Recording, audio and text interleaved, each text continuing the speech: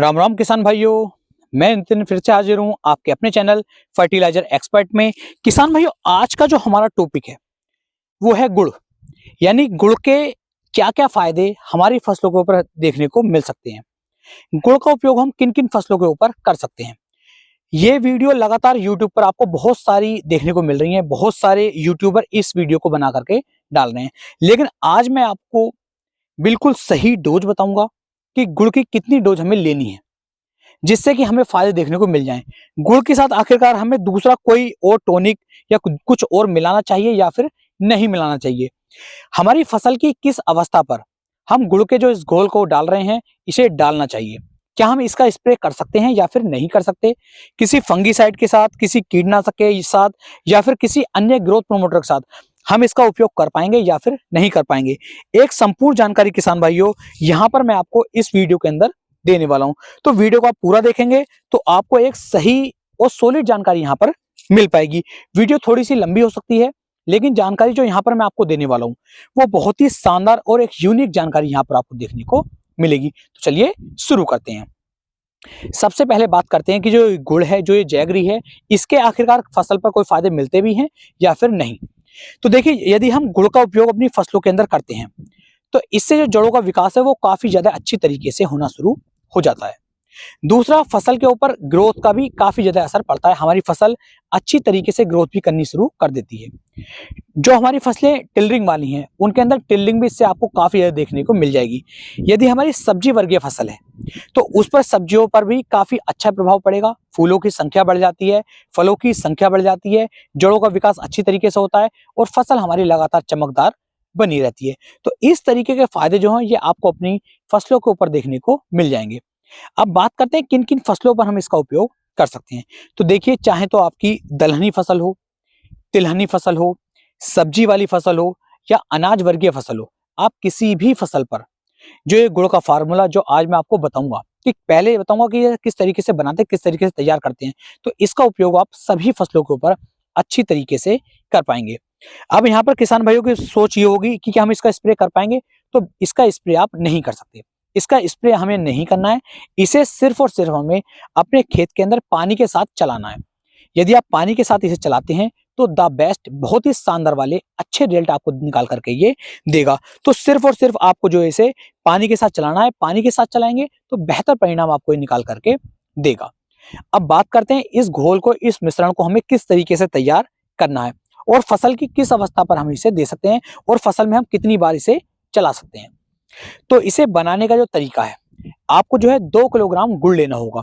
और जो गुड़ आप यहाँ पर किसान भाइयों ले रहे हैं वो ऐसा ना कि स्टैंडर्ड गुड़ ना लें कि जो बहुत महंगा गुड़ आ रहा है।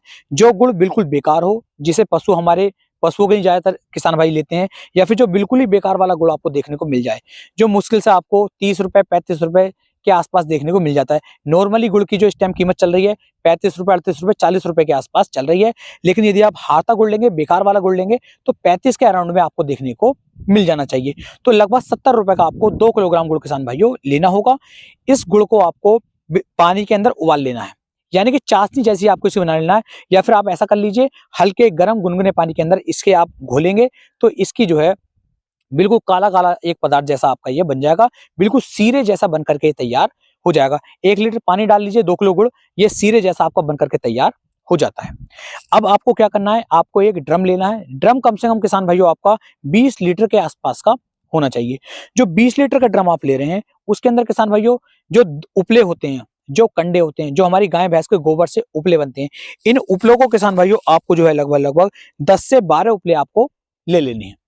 और ये उपले जो हैं कम से कम 1 साल से ज्यादा पुराने होने चाहिए। अगर 1.5 साल पुराने हैं, 2 साल पुराने हैं, तो बहुत ही अच्छा वाला रिजल्ट यहाँ पर आपको देखने को मिल जाएगा। तो जितने पुराने उपले होंगे उतना अच्छा रिजल्ट आपको यहाँ पर देखने को मिलेगा। ये 10 से 12 उपले जो हैं, इन उपलों को आपको उस ड्रम के अंदर अच्छी तरीके से रख लेना है और उन उपलों के ऊपर आपको जो ईंट है, पत्थर है, ऐसे भारी वजन से इसे दाब के रखना है। जब हम इसके अंदर पानी डालेंगे तो पानी डालने के बाद ये उपले हमारे बाहर ना निकलें। इस चीज को किसान भाइयों आपको बहुत अच्छी तरीके से ध्यान देना है कि ये हमारे बाहर नहीं निकलने चाहिए। उसके बाद जो हमारा जो 3 किलोग्राम का हमने जो सीरा तैयार हुआ है, जो हमारा घोल तैयार हुआ है, उस घोल को आपको इन उपलों के ऊपर अच्छी तरीके से डाल देना है। जब आप इसे अच्छे से डाल देंगे उसके बाद इसमें पानी की जगह बचेगी। इसके अंदर 4 से 5 लीटर पानी आप ऊपर से डाल दीजिए। यानी कि जो उपले हैं हमारे, कोशिश ये करनी कि उपले सारे अच्छी तरीके से भीग जाने चाहिए। जब उपले भीग जाएं, अच्छी तरीके से पानी पर ऊपर हो जाए, इसे आपको इसी तरीके से छोड़ देना है। जब आप इसे छोड़ देते हैं, छोड़ने के बाद किसान भाइयों लगभग 5 से लेके 8 दिन 9 दिन के अंदर जो ये आपका घोल है बहुत ही अच्छी तरीके से किसान भाइयों तैयार हो जाता है। अगर आप उपले नए ले रहे हैं तो उसमें ज्यादा अच्छा रिजल्ट आपको देखने को नहीं मिलता है, तो कोशिश करनी है उपले हमारे पुराने होने चाहिए, और गुड़ भी यदि हमें पुराना मिल जाता है तो और भी अच्छा रिजल्ट हमें देखने को मिल जाता है। इस तरीके से किसान भाई जो हमारा जो घोल था, हमारा जो मिश्रण था, ये तैयार अब हो जाता है। यानी कि 8 दिन के बाद आपका ये घोल तैयार हो गया है। अब हम इसे अपने खेत के अंदर उपयोग में लाना है। उपयोग में लाने का सही समय, यदि आपकी गेहूं की फसल है तो जब गेहूं की फसल में हम पहला पानी लगाते हैं तो पहले पानी में आप इसे चला सकते हैं।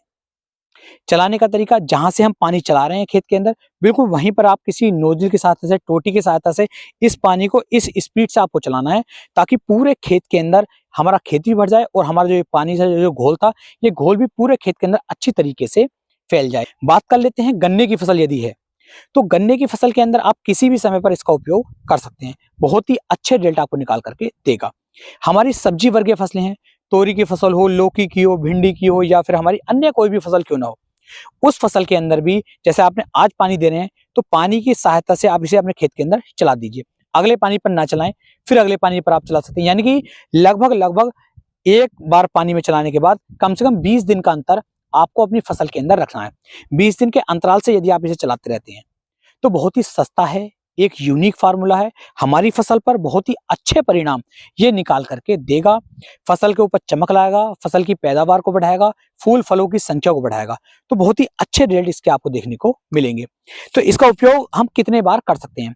तो जैसे गन्ने की फसल है, गन्ने की फसल पर आप इसका उपयोग 2 बार, 3 बार, 4 बार, 5 बार तक भी यदि करते हैं तो बहुत ही अच्छे रिजल्ट मिलेंगे। गन्ना हमारा फूल करके आएगा, गन्ने के अंदर सुक्रोज की मात्रा बढ़ जाएगी, और गन्ने को किसान भाइयों काफी ज्यादा मात्रा में, काफी अच्छी तरीके से मोटा कर देगा, गन्ने के अंदर वजन को बढ़ा देगा।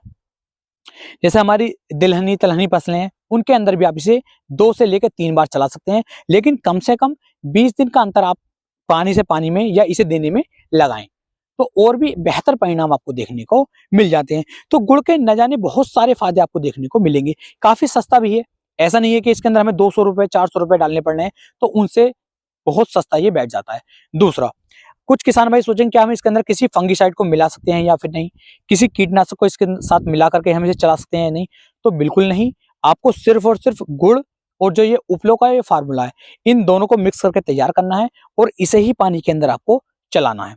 ना ही इसके अंदर किसी कीटनाशक का उपयोग आप करें, ना ही किसी फंगिसाइड का आप इसके अंदर उपयोग करें। यदि आप चाहें तो इसके अंदर मैं आपको बताऊं, जैसे हमारी सागरिका होती है या फिर बायोवीटा होती है, उसे आप इसके अंदर चला सकते हैं। उससे कोई भी साइड इफेक्ट नहीं आता है, क्योंकि इसका उपयोग हम कर चुके हैं।